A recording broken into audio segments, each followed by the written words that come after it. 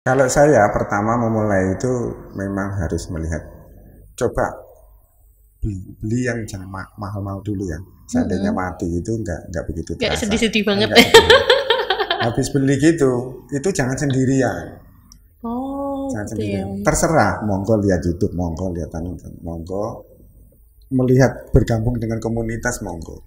Komunitas ini juga tidak mengikat sama sekali kok. Kalau teman-teman bonsai itu kalau diajak, paling ya teman-teman bonsai rata-rata, ayo datang ke tempatku yuk, aku kasih anu pelajaran tentang bonsai, tak kasih kopi satu cangkir cukup sudah. Oh,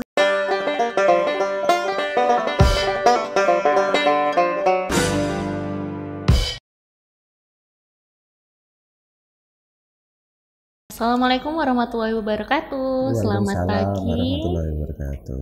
Saya dengan Dokter Mila kembali lagi di Nukleus Podcast, ngobrol santai dan maknyus. Oke. Nah, tidak lupa-lupa kami selalu menghadirkan berbagai bidang dari orang-orang yang kita hadirkan untuk ngobrol di Nukleus Podcast yang nggak kalah menarik. Nah, dari episode-episode sebelumnya. Nah, kali ini kami menghadirkan seorang pecinta mungkin ya, apa ya, orang yang mendalami ilmu mengenai perbonsaian. Mungkin teman-teman sudah banyak nih untuk orang-orang pecinta bonsai mungkin sudah mengenal sosok beliau, tapi mungkin ada yang masih belum tahu ya. Jadi nanti kita akan ngobrol lebih lanjut mengenai em, seseorang tersebut dan juga terkait hobi yang menjadi apa ya, mungkin bisa menjadi bisnis juga ya, kayak gitu ya. Dan apa aja sih tips-tipsnya untuk menjalankannya gitu. Gak usah lama-lama, kita langsung sambut aja Bapak Ade. Oke. Ya, selamat pagi Bapak Ade. Pagi. Oke. Gimana kabarnya hari ini, Pak? Alhamdulillah baik sehat. Oke. Oh ya, Pak Ade mungkin monggo memperkenalkan diri dulu sama teman-teman pecinta Nukleus Podcast gitu. Oh ya, rekan-rekan yang ada di sini, baik bapak, tua, muda dan segalanya. Perkenalkan, nama saya Adityo atau biasa dipanggil Adit ya. Kebetulan saya rumah di Siwalan dan istri satu, anak juga satu. Oke. Kebetulan istri saya bekerja di sekolah SMP menengah, Oke. SMP 3 ya. Dekat rumah ya, Ya Pak ya. dekat rumah. Alhamdulillah. Ya kira-kira itu aja lah perkenalan saya. Mungkin ada yang dilanjut untuk obrolan berikutnya, monggo. Oke, jadi Pak Adit ini nama Pak Aditya Sugeng Pramono, panggilnya Pak Adit. Ya, Nah, beliau ini adalah salah satu mungkin ya yang mendirikan dan juga aktif di bidang perbonsaian gitu ya, Pak ya. Mungkin teman-teman sudah ada yang mengenal nih nama organisasinya, namanya Ruby. Mungkin bisa dijelaskan nih Pak Ade, Ruby itu apa? Mungkin bisa didirikannya mulai kapan? Terus siapa sih? Sudah berapa banyak nih anggotanya Ruby gitu? sebetulnya kalau di Ruby itu sudah berjalan 4 tahun, sekitar 4 tahun, 5 tahun ini ya. Tetapi di Tuban itu baru bisa dibuka cabangnya itu 1 tahun yang lalu, tepatnya di 23 Oktober Oke. 2002. 22. 2022 ya, Oke. betul. Nah, ini untuk mengakomodir teman-teman yang ada di Tuban, maka dari itu kita membentuk semacam penggemar bonsai yang ada. Sebetulnya sudah ada penggemar, tapi ini ada yang apa itu istilahnya organisasi baru gitu loh. Iya. Kita Kayak mencoba untuk perkumpulannya gitu perkumpulan ya, gitu Pak ya. ya. Nah ini kita wadai teman-teman semuanya bersepakat untuk mengumpulkan Mbok di Tuban ini ada semacam cabangnya yang ada di Jakarta. Kebetulan dulu ketua Rubinya itu Pak Profesor Judan ya. Oke. Dulu pernah menjabat sebagai Dirjen Dukcapil, sekarang sudah dipindah di apa itu namanya perbatasan atau apa bagian perbatasan itu. Itulah cerita singkat untuk Ruby Pusat. Kalau di Tuban ini teman-teman memang sudah banyak, memang lumayan. Sekitar peserta atau anggotanya sekitar 50 lah. Biasanya 50 itu kumpul. Mudah-mudahan ini bisa berkembang lebih baik. Saya rasa itu Oke. untuk Rubinya. Kalau Ruby sendiri berarti rumah bonsai Indonesia. Rumah Bonsai Indonesia. Indonesia. Oke. Ruby itu mungkin ya berarti orang awam taunya orang-orang yang suka bonsai kumpul jadi satu di Ruby gitu. Kegiatannya apa aja sih Pak gitu? Kita tiap bulan kan ada pertemuan ya. Tapi di samping pertemuan itu kadang-kadang ada kelompok-kelompok apa itu wilayah-wilayah ya. Ada wilayah Tuban, ada wilayah Jatirogo, Keret maupun mana itu apa itu Montong. Berarti itu per kecamatan gitu ya. Itu ada semacam wilayahnya. Lah itu biasanya teman-teman itu kalau istilahnya itu ngopi bareng lah gitu ya. Diskusi di situ. Tapi setiap bulannya kita akan mengadakan pertemuan yang agak besar yaitu se-Kabupaten Tuban ini. Nah, tempatnya itu berpindah-pindah sesuai wilayahnya masing-masing. Yang barusan ini dari pertemuan di Banjar. Untuk yang akan datang itu kebetulan di tempat ketua Ruby Tuban yaitu di Montong. Oke, kalau boleh tahu sekarang ketuanya siapa Pak? Pak Zainal Khoirin. Oh, ya. Pak Zainal. Kebetulan Pak Khoirin ini juga tokoh bonsai lama di Tuban ini. Jadi ya mau nggak mau ya dia ditunjuk sebagai ketua yang bisa mengakomodir rekan-rekan yang terutama ini Ruby ini teman-teman yang baru, banyak anggota-anggota yang apa itu masih muda-muda gitu loh. Kalau saya ini termasuk yang tua. Biasanya kisaran umur berapa sih Pak anggotanya Ruby ini? Mungkin kan kalau sekarang kan semenjak pandemi kan banyak orang yang suka dengan bercocok tanam, mulai punya ingon-ingon tanaman ibaratnya gitu ya Pak ya. Kalau bonsai ini di Ruby usia berapa sih kebanyakan Pak? Usia apa? Usia tanamannya itu. Bukan, orangnya yang bergabung. Orangnya di sini antara 30-40, yang paling banyak 80% pesertanya seperti itu. Berarti ya cukup muda ya. Ya cukup muda. Yang tua-tua kayak saya ini paling 1-2 orang aja. Kalau yang paling muda umur berapa Pak? Yang kemarin umur yang paling muda itu 28. Oh, berarti seumuran saya. Iya. Kebetulan kemarin saya kan ngadakan acara itu. Siapa yang umur yang muda dapat hadiah. Gitu. Ternyata tahu ada yang 28 itu ya Pak ya. Tapi kalau yang umur yang sudah tua sekitar 63 kalau nggak salah. Gitu. Kalau bonsai itu paling banyak diminati apa sih Pak? Laki-laki atau perempuan? Rata-rata ya laki-laki memang. Dan tokoh bonsai perempuan itu bisa dihitung dengan jari kita. Oh, memang nggak banyak ya Pak ya? Paling kalau yang di Jawa Timur ini ada beberapa saja, 2 atau 3 aja. Yang terkenal itu yang di Surabaya itu hanya 1 tokoh itu aja. Mungkin bisa diceritakan nih sama Pak Adit nih, awal mulanya Bapak itu berkecimpung di dunia perbonsaian atau mungkin apa yang membuat jadi sangat berminat gitu dengan bonsai? Kalau saya itu sejak SMA sebetulnya, cuma saya nggak bisa cara bagaimana merawatnya. Terus ya mungkin kondisi ekonomi dan sebagainya masih belum punya istilah uang sendiri ya, sehingga tidak. Dan pada waktu itu ada pameran bonsai yang ada di Tuban, sehingga saya tertarik di situ. Terus saya ada pameran yang ada di Surabaya itu kok bagus-bagus ya, akhirnya saya mencoba untuk membeli. Di samping itu di belakang saya itu kan banyak teman-teman yang istilahnya apa ya, provokator ya, ayo beli sehingga ayo ikut ya gitu, sehingga ya itu tadi apa ya, ikut semua. Saya ikut gitu loh. Tanaman bonsai pertamanya Pak Adit apa sih Pak? Kalau tanaman pertama saya itu namanya hoki. Hoki? Ya, hokianti. Ya. Apa itu Pak? Ya itu tanaman yang apa ya?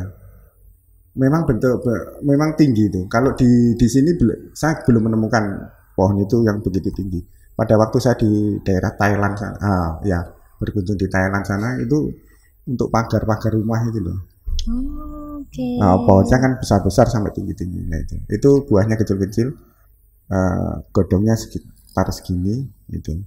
Itu nanti kalau memang nanti bisa berkunjung ke rumah ya monggo lah. Kalau sekarang sendiri Pak Adit sudah punya berapa banyak bonsai di rumah? Mungkin koleksinya Bapak? Saya itu mau ngitung itu enggak sempat. Waduh. Saking banyaknya ya Pak ya. Iya. Estimasi aja. Estimasi sekitar 200 lah. Wow. Kurang lebih banyak banget ya kurang Pak lebih ya. Kalau enggak 220 ya 180 lah. Ya tetap banyak jumlahnya. Itu kan kalau bonsai mungkin kan memang ukurannya enggak terlalu besar ya Pak ya. Mungkin bonsai itu ada 3 ukuran. Bonsai itu yang umum ya. Iya. Yang umum itu ada 3. Ada yang di bawah 30 cm. Ada yang 30 sampai 60. Ada yang 60 ke atas. Kalau yang 30 itu namanya teman-teman menyebutnya itu mami gitu. Ukuran kecil. Mami. Oke. Mami kecil. Terus kalau yang 30 sampai 60 medium. Apa? Medium. Oh, medium. Itu. Tapi kalau yang 60 ke atas itu sudah ukuran big gitu. Oke, jadi 60 mini, medium dan big gitu ya. Sebenarnya apakah semua tanaman, kan saya itu masih awam ya Pak ya, soal bercocok tanam sampai perbonsai saya benar-benar awam. Kalau apakah semua tanaman itu bisa dibuat jadi bonsai atau memang ada kriteria khusus gitu untuk memang itu menjadi bonsai itu tidak semua tanaman bisa dibilang bonsai. Gitu ya. Itu pertama itu ada syaratnya, yaitu pohon yang berkayu kayak rumput, pisang itu kan tidak bisa itu biasa disebut. Ya meskipun dikotil ya. Meskipun teman-teman itu kadang-kadang bonsai bisa juga, tapi yang bisa ya Pak ya. Yang menjadi kecil itu bisa, tapi itu tidak masuk dalam kategori bonsai yang disebutkan di sini. Nah, yang kedua itu yang biasanya rata-rata itu yang berdaun kecil. Berdaun kecil itu kayak pohon mangga gitu kan enggak ya. Terlalu besar daunnya. Ya, itu. Ya kalau biasanya ya yang terkenal itu apa ya? Cemara udang gitu loh. Cemara udang itu kan daunnya kan kecil-kecil ya, itu bisa untuk bonsai.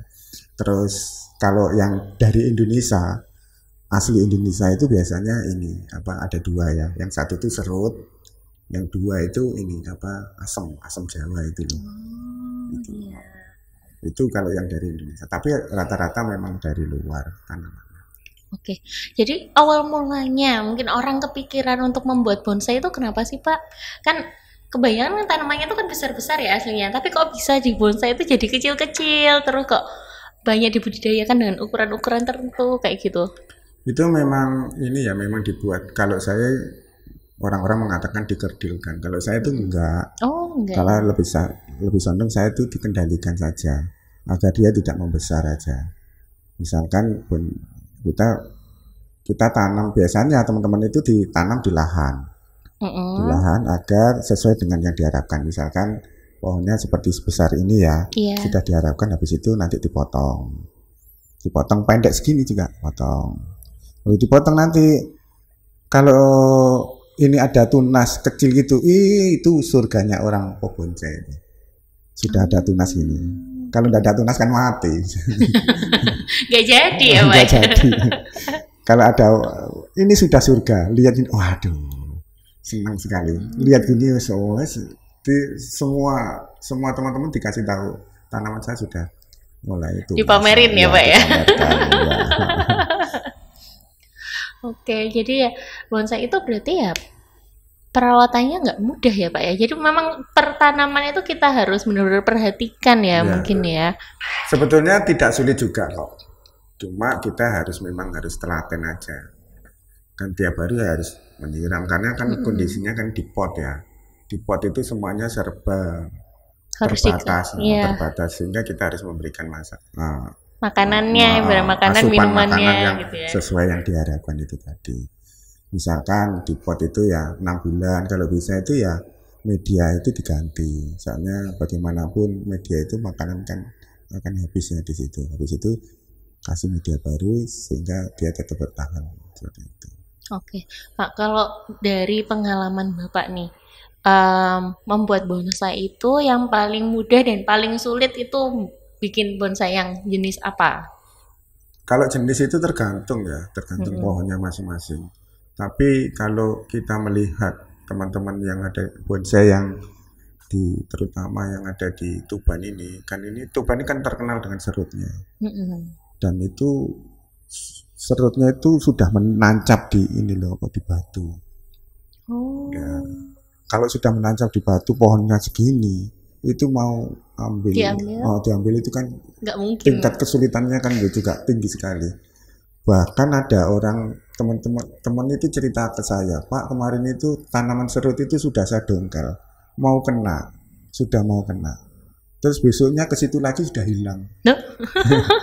tanamannya sudah hilang. Itu duluan yang lain. Iya.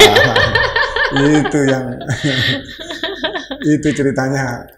Sedih ya Pak ya, padahal ya sulit ya. Sulit ya, dongkelnya sulit, terus di daerah gunung-gunung. Lah, saya tanya, apakah Anda tidak bertentangan dengan teman-teman dari perhutani? Misalnya kan itu merusak tanaman itu. Enggak, Pak. Kalau jati memang enggak boleh, tapi kalau serut ini penanam pengganggu lah. Bagi perhutani pengganggu, tapi bagi kita sebagai jadi duit gitu. Ya, ada bernilai jual ya Pak ya. Nilai jualnya. Lah itu akhirnya simbiosis inilah yang banyak diterapkan teman-teman pebonsai itu sehingga tidak merusak alam. Kalau kita mau buat contoh lah, kita membuat bonsainya serut ya Pak ya. Butuh berapa lama sih sampai misalnya ibaratnya dia itu bisa bernilai gitu ya bisa bernilai misalnya siap jual ibaratnya begitu. Rata-rata ya paling cepat itu 3 tahun. Oh, berarti investasi jangka panjang ya Pak ya? Kalau standarnya itu 5 tahun. Makanya pada waktu saya, terus terang anak saya masih berapa itu ya, SMP kalau nggak SMA itu sudah menanam bonsai itu. Nah sekarang tinggal jualnya. Jadi memang kalau terkait tanaman itu nggak ada yang instan ya Pak ya, butuh waktu, dirawat. Nah itu saya jadi kepikiran nih, Bapak punya hampir kurang lebih 200 bonsai. Itu ngumpulinnya mulai tahun berapa ya Pak ya? 2006. Ya 2006 awal-awal itu saya punya itu tiga tanaman. Ya, yang pertama itu yang saya beli itu pertama itu dari teman-teman dari Semanding itu. Ya itu jenis Hokianti itu yang pertama. Terus yang kedua itu ini namanya 1000 bintang. Itu Bapak sendiri yang ngasih nama? Enggak, tanamannya itu namanya 1000 bintang. Terus yang ketiga ini itu baru kemarin itu yaitu kayak jenis bikes atau beringin. Ya itu 3 ini sampai sekarang masih ada dan kalau dibeli saya nggak mau minta mahal. Wah, saya kira nggak mau karena mungkin sangat berkesan, ternyata harganya mungkin tidak murah. Iya. Bonsainya sederhana tapi mahal harganya. Oke, ya karena memang kan butuh ketelatenan, waktu yang nggak sebentar untuk merawatnya ya Pak ya. Bapak ada 200 bonsai itu ditaruh lahan seberapa luas Pak? Kebetulan saya kan ada rumah ya. Di depan itu kebetulan ada khusus bonsai. Sekitar 300 meter persegi lah. Berarti halamannya khusus untuk bonsai. Untuk bonsai, ya. 300 meter persegi. Ya. Sampai ke jalan-jalan. Sampai izin yang ini ya, developernya. Tidak apa-apa sepanjang itu tidak permanen, monggo gitu. Oke. Berarti memang jumlahnya sudah sangat banyak dan memang cinta ya sudah Pak ya sama bonsai. Pernah nggak sih Pak ikut perlombaan kayak diturnamenkan ataupun dipertandingkan gitu? Ya sering, setiap ada turnamen mesti tanding. Kebetulan belum dapat juara atau apa gitu loh. Oke. Oh ya, saya tadi jadi ingat yang tadi Pak, yang 3 tadi yang paling berkesan buat Bapak itu biasanya harganya sampai semahal apa sih bonsai? Itu tergantung. Kemarin, gitu ya? Ya, kayak teman-teman yang di belakang, yang teman-teman itu ada yang harganya sekitar 200 ribu. Itu sudah murah ya Pak ya segitu ya? Yang kecil, yang mini itu. Ya. Tapi ada yang gede, mungkin sebesar meja ini ya, itu harganya hampir 2M. Wow. Punyanya teman Semarang itu. Luar biasa ya? Ya segitu. Memang jatuhnya lebih ke karya seni ya jatuhnya ya Pak ya. Ya. Sebenarnya kalau misalnya diperlombakan itu yang dinilai apa sih Pak dari sebuah bonsai? Mungkin nilai estetikanya bagaimana tingkat kesulitan pembuatannya gitu. Ya memang macam-macam ya penilaian dan ini tergantung subjektivitas dari juri juga. Kalau biasanya kalau putri cantik itu ya putri Indonesia itu loh. Itu kan cantik semua ya. Kalau lihat itu yang bonsai juga gitu. Melihat bonsai itu kalau sudah ditandingkan, kalau juri itu tidak jeli banget ya bagus-bagus semuanya. Tapi yang pertama memang di bonsai itu yang namanya gerak dasar. Gerak dasar itu keseimbangan dari pohon itu sendiri. Misalkan pohon yang bawah itu harus lebih besar daripada yang pohon yang atas. Itu nilainya cukup tinggi. Habis itu apa itu orangnya itu? Cabangnya seperti apa? Cabangnya itu tidak boleh cabang satu dengan yang satunya itu bertatapan, bertempur gitu. Harus saling menjauhi, berdiri sendiri dan kelihatan itu. Habis itu baru rantingnya seperti apa, terus daunnya seperti apa. Kalau memungkinkan ada buahnya, monggo ada buahnya. Tapi yang paling kuat itu juga mulai dari bawah, akarnya itu kelihatan kayak pohon yang kekar gitu ya. Bertahun-tahun hidup di situ. Nah seperti itu. Jadi akarnya itu kayak pohon muncul gitu. Ya itu harus rata semua. Terus baru atasnya pohonnya itu semakin lama semakin kecil-kecil itu. Gitu itu intinya. Mungkin kalau Bapak bisa ngasih tips and trick nih buat orang yang mungkin masih setelah nonton video ini tiba-tiba kok saya jadi tertarik nih sama bonsai, mungkin memulainya tuh harus gimana sih Pak Adit? Kalau saya pertama memulai itu memang harus melihat, coba beli yang jangan mahal-mahal dulu ya. Seandainya mati itu nggak begitu terasa. Nggak sedih-sedih banget ya. Habis beli gitu, itu jangan sendirian. Jangan sendirian. Terserah, monggo lihat YouTube, monggo lihat monggo melihat bergabung dengan komunitas, monggo. Komunitas ini juga tidak mengikat sama sekali kok. Kalau teman-teman bonsai itu kalau diajak, paling ya teman-teman bonsai rata-rata, ayo datang ke tempatku yuk, aku kasih pelajaran tentang bonsai, tak kasih kopi 1 cangkir cukup sudah. Oh berarti memang sering kumpul, sharing ilmu gitu ya Pak ya? Itu cukup kok teman-teman, pokoknya ya gitulah. Yang penting kita bisa silaturahim itu. Bonsai itu sebetulnya alat saja sebetulnya. Alat teman-teman untuk mengumpul, bagaimana kita itu bisa sharing ilmu itu aja. Oke, saya sempat dengar ada namanya kegiatan jemur bonsai. Itu ngapain ya Pak ya, Pak Adit? Sebetulnya kemarin tuh mau mengadakan acara jemur bonsai. Kebetulan kita setelah ada rapat itu kita diputuskan jangan dulu, sehingga kita mematangkan yang ada di intern dulu. Seandainya itu terjadi ya itu tadi kayak semacam pameran gitu. Tapi skalanya itu lebih kecil lah. Kalau yang pameran atau festival itu biasanya itu sekitar 500 buah sampai 1000. Oh, banyak banget ya Pak ya.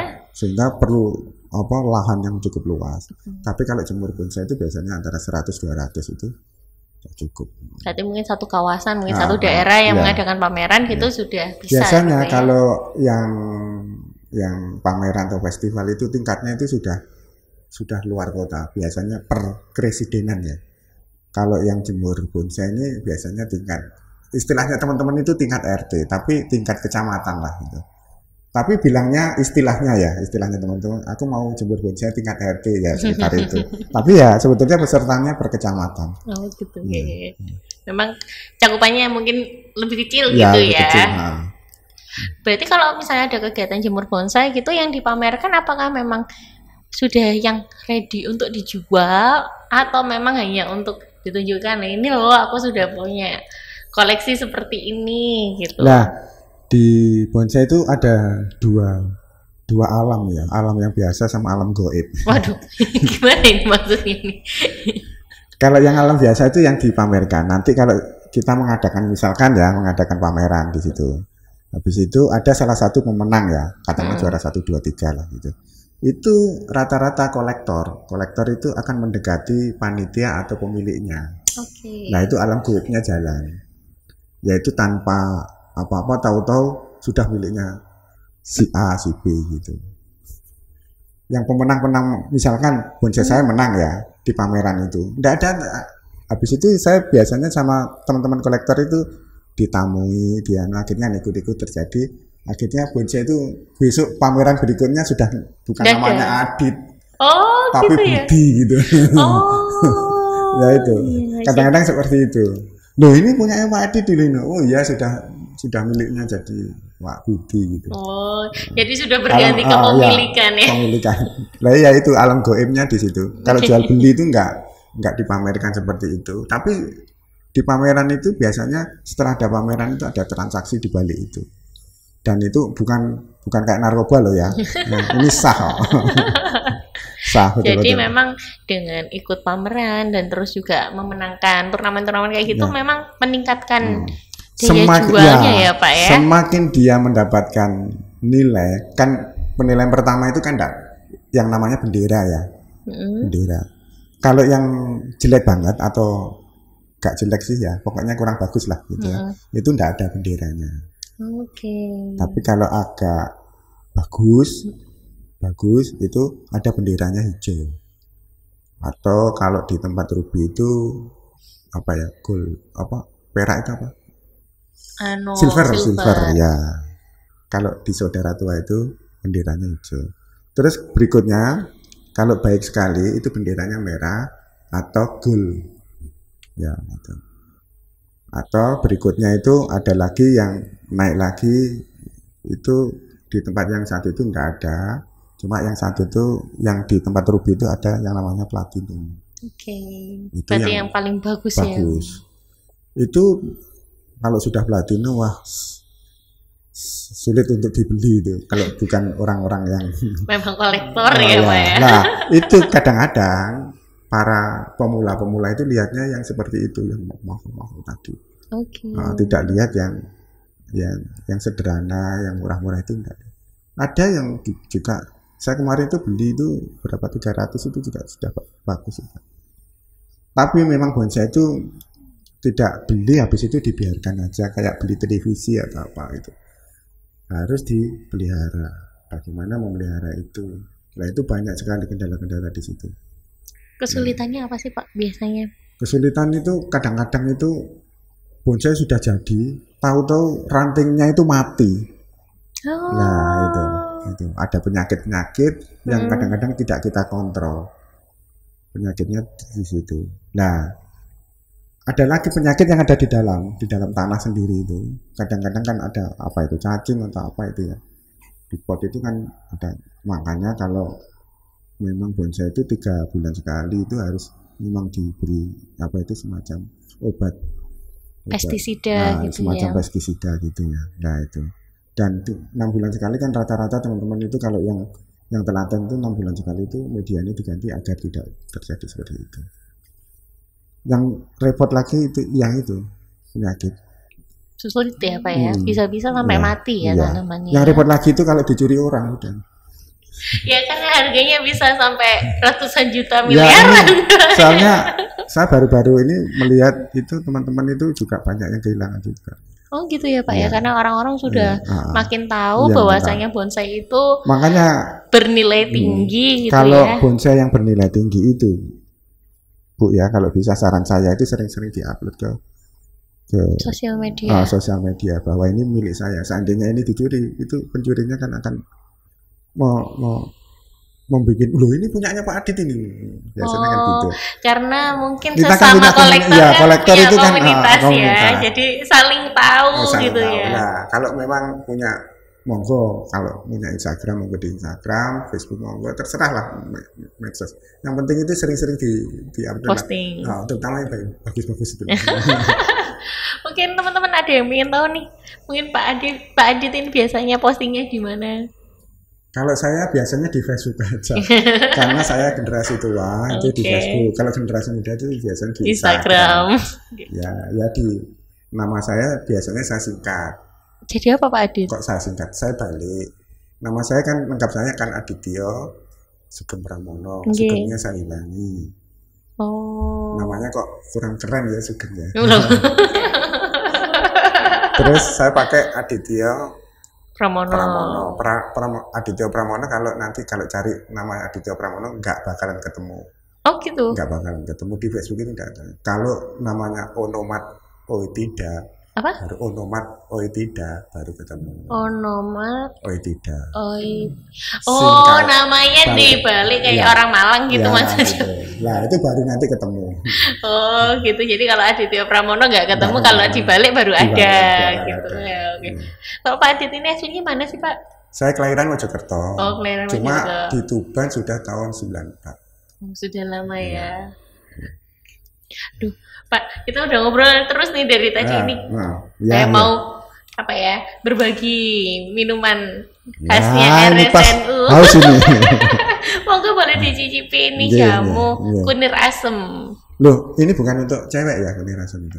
Oh, enggak, sebenarnya secara umum boleh lah untuk cowok dan cewek, Pak. Dan kalau saya coba ya. Monggo. Nah, nikmat Pak. Biasanya kalau generasi yang mungkin lebih familiar dengan generasi yang menengah sampai mungkin yang paruh baya gitu ya Pak ya, yang suka menikmati jamu. Padahal saya juga dari kecil memang suka juga sih. Tapi kayaknya anak-anak muda sekarang enggak banyak yang biasanya meminati. Anak muda sekarang itu cari yang instan aja. Oh gitu. Kalau memang jamu ya berupa kapsul atau pil gitu biasanya. Cara yang minum seperti ini ya. Jarang, ya. Kalau punya kita ini sudah tersertifikasi halal Pak, jadi insya Allah aman. Kalau segenerasi saya ini masih menikmati kalau seperti ini. Kalau Bapak sukanya jamu apa Pak? Kalau biasanya saya itu biasalah orang Jawa itu kan senengannya kan beras kencur. Iya. Ada juga kadang cuman kebetulan aja pas kunir asem, jahe. Gitu. Jahe itu biasanya. Temulawak suka enggak Pak? Temulawak biasa. Oh biasa saja. Tapi yang paling sering itu ya beras kencur. Pecah enggak ya pecah? Enggak. Terlalu pahit. Kalau ada Mbak Yu yang bakul jamu itu biasanya saya ya pesennya ya itu aja. Beras kencur ya. Enak kalau tenggorokannya lagi seri-seri dikit gitu ya, anget. Oke, Pak, kan tadi kita sudah banyak ngobrolin nih kegiatannya Ruby, terus mungkin koleksinya Pak Adit. Kalau pingin bergabung sama Ruby nih, mungkin teman-teman kalau ada yang ternyata memang pecinta bonsai juga, pingin gabung sama Ruby, harus kontak ke siapa nih Pak? Bisa ke kontak ke saya juga bisa di nomor 082 132 7777, 7-nya 4 kali ya. Oke. 07. Oke. Atau kalau mau main ada, kalau di sini di rumah saya ada di Siwalan 7 nomor 1. Oke, jadi teman-teman nanti bisa langsung hubungi Pak Adit ya. Kalau di sekretariat itu di Jalan Delima. Tepatnya Pak Dokter Derajat. Mungkin teman-teman yang ada di sini sudah tahu Dokter Derajat itu dokter apa gitu. Dokter gigi. Oh, saya baru tahu Dokter Gigi Derajat juga pecinta bonsai juga ya. Kebetulan itu sebagai apa itu? Pengawas kami. Salah satunya Pak Dokter Derajat. Oke. Nah, mungkin Pak Adi juga bisa nih mungkin ngasih pesan dan pesan buat teman-teman nih mungkin yang mau memulai hobi berbonsai, atau mungkin siapa tahu mungkin itu jadi salah satu mata pencaharian yang menjanjikan juga nih buat teman-teman warga Tuban nih Pak. Ya, kalau saya cinta bonsai itu perlu waktu ya, itu investasi agak jangka panjang, tidak bisa instan gitu, sehingga cocok ini bagi kaum muda-muda itu lebih bagus, karena sekarang ambil bonsai 10 tahun dijual sama dengan tanah yang ada di lokasi-lokasi strategis gitu, sepanjang kita bisa memelihara dengan baik. Dan untuk memelihara itu tolong rekan-rekan atau teman-teman yang ada di sini selalu berkoordinasi atau ngopi bareng lah sama-sama teman-teman bonsai, karena perkembangan bonsai cukup cepat dan obat-obat untuk pertumbuhan juga cepat, sehingga kita mau nggak mau harus berkoordinasi atau mengenal satu sama lain, sharingnya itu yang paling perlu, itu sharingnya, dan pasti di dalam sharing itu kita sendiri menemukan sebuah kehidupan yang bisa ditetapkan dalam keseharian. Oke, jadi dengan bergabung di Ruby nggak hanya sharing ilmu, tapi juga menambah persaudaraan ya Pak ya. Itu yang paling penting. Makasih banyak nih Pak Adit sudah berkenan diundang ke acara podcast kami. Mungkin lain kali siapa tahu kita bisa ngadain event atau yang lainnya ya Pak Adit ya. Terus juga mohon maaf kalau misalnya tadi ada salah kata. Oh, sama-sama. Nih buat teman-teman Nukleus Podcast nih, jangan lupa kalau yang memang hobi untuk berbonsai ria, boleh nih bergabung di Ruby. Nanti juga bisa menghubungi Pak Adit atau dengan Dokter Gigi Derajat selaku pengawasnya ya, Iya. sekretariat. Nah, terus juga bisa nih lihat sosial medianya beliau-beliaunya untuk melihat koleksi-koleksi apa aja yang beliau punya. Iya. Nah, jangan lupa like, komen, dan subscribe. Terus juga share video kami biar teman-teman juga tahu kalau kita punya video baru ya. Kalau gitu, kita sebelum kita akhiri, Pak, kita jargon dulu ya. Oh, ya. Kita punya jargon, kalau saya nyebutin Nukleus Podcast, nanti Bapak ngobrol santai dan maknyus gitu. Oh ya. Oke. Nukleus Podcast, ngobrol santai santai dan dan maknyus. Oke, sampai jumpa. Terima kasih. Assalamualaikum warahmatullahi wabarakatuh. Salam warahmatullahi wabarakatuh. Teman-teman juga tahu kalau kita punya video baru ya.